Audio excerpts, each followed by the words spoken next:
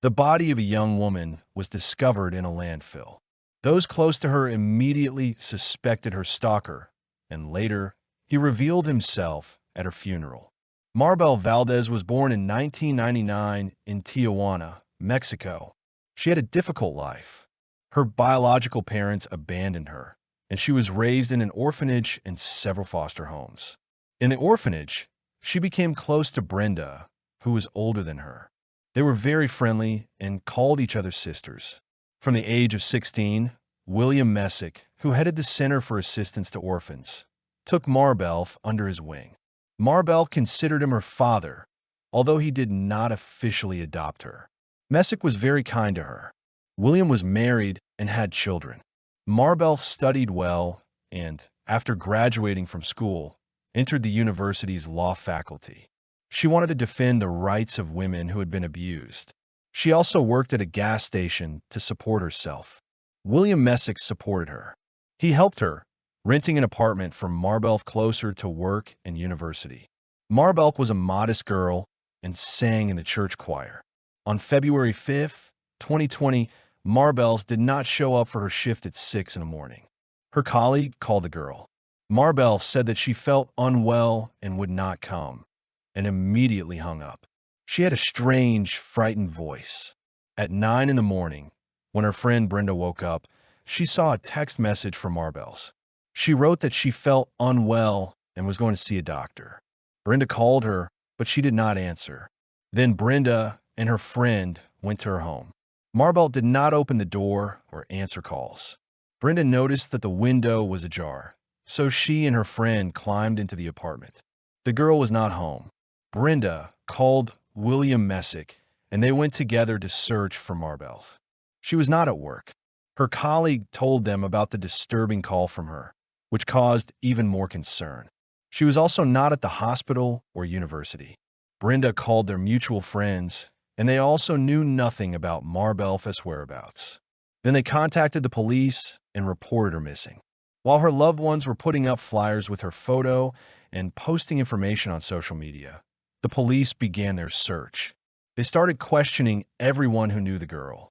It turned out that she had a boyfriend, Harris Salana, and he also didn't know where she was. She couldn't have run away. All her belongings remained at home, and there was no farewell note. Investigators checked all the hospitals, but Marbel did not go anywhere as she had planned. Her phone was turned off and couldn't be tracked. The police assumed that she disappeared in the morning between 6 and 9 o'clock. 3 days after her disappearance, on February 8, 2020, a person walking on a hill saw a suspicious large black bag at the site of a makeshift dump. Coming closer and looking inside, he called the police. The police who arrived at the scene opened the bag and found that the girl was lying face down. Her hands and feet were tied with a yellow cord. She was wearing a blue pajama and slippers. It looked like someone had kidnapped her right from her bed. The girl had red hair and braces on her teeth. By description, she looked like Marbel. Forensic experts were able to determine that it was 20-year-old Marbel Valdez. The girl had been severely beaten. There were many bruises on her body, and most of the blows were to her abdomen. The blows were so strong that she began to bleed internally. The girl was repeatedly brutally raped. The cause of death was suffocation. Under her fingernails, fragments of the perpetrator's skin with his DNA were found. Also, male biological fluids were collected from her body for DNA analysis. The police began investigating the murder of Marbel. They carefully searched her apartment and car for clues and found a tracking device in the car. Investigators once again questioned the girl's relatives to find out if there was someone suspicious in her circle who might have shown unhealthy interest in her and who might have been tracking her. According to William Messick, he had noticed that since the summer of 2019, Marbel had a fan who showered her with flowers, candies, and teddy bears. The house was full of gifts, but she did not admit to him who it was because she knew that William Messick would be angry. Her friend said that Marbel was simply being stalked by a man. The admirer was 36-year-old Juan Perez Hernandez. She met him at work. He once came to refuel his car and was stunned by the girl's beauty. The man became a regular customer of the gas station and appeared there only on the days Marbelk worked. In the mornings, Juan brought breakfast to her and her colleagues, showing his care. The man behaved like a friend, didn't flirt with her, but later began to shower her with gifts. The girl didn't reciprocate and kept him at a distance, but she was pleased to receive so much attention from Juan. According to her colleagues, she thought it was fun and didn't attach much importance to it. Soon, the man confessed his feelings to her and offered to date her. The girl refused.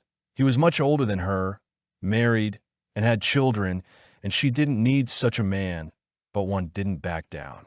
Marbelk began to constantly meet him wherever she was. She saw him in the store, on walks with her friends, at parties, and even near her home. Juan seemed to be stalking her. The girl didn't understand how he could know where she was. He knew nothing about her except her place of work. Marbelk's boyfriend even received threats from this man. Juan demanded that the boyfriend break up with her or something bad would happen to him. Marbelk's friends advised her to seek a restraining order against Juan, but she didn't listen to them. He seemed to her like a harmless, decent man. The police had a main suspect and requested a search warrant for Juan's home. At this time, on February 14th, Marbelk's South funeral was taking place. Juan appeared at the farewell ceremony with flowers. He was wearing a t-shirt with her photo and a cynical inscription, "No more women." Juan looked upset, cried, carried the girl's coffin, and expressed his condolences to her loved ones. Fresh scratches were noticed on his face and neck, present at the funeral. At that time, her loved ones already knew that he was a suspect, and he was unpleasant to them. But her loved ones couldn't show it to avoid interfering with the investigation, and so he wouldn't escape. The police obtained a search warrant for Juan's home. During the search, they found a police uniform, a cap, boots, and military camouflage uniform. As it turned out, he was once an intern, a police officer, and had kept the police uniform. Later, it turned out that he wore this uniform and presented himself as a police officer. In his home, they found 2 mobile phones on which the tracking applications of the very device found in Marbelk's car were installed. That's how he knew where the girl was and appeared there. Also, they found spare keys to Marbelk's apartment. Detectives checked Juan's computer and found that he had hacked her social media pages and read all her correspondence.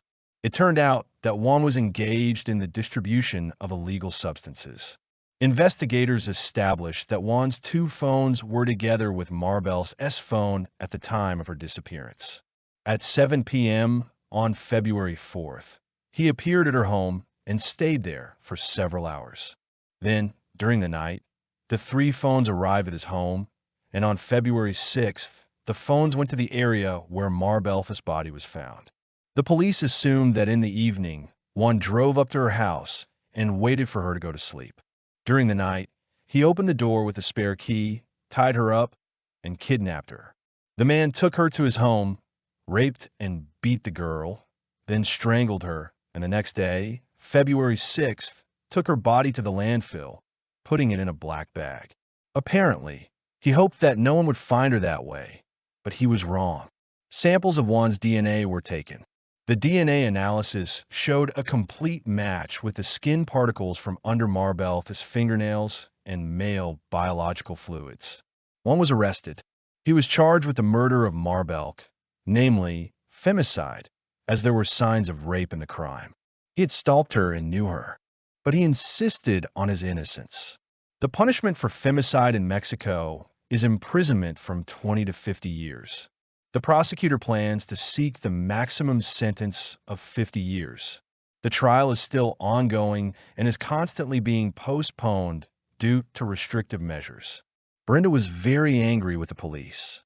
As it turned out, on the first day after the disappearance, she told the detectives about the stalker Juan, but this version was not even considered. Brenda blames the police for this because if they had immediately checked Juan's home, they would have found the girl still alive and could have saved her. Marbelk's friend Eva, who was older than her and was in her final year of law school, said that before the disappearance, they had a disturbing conversation.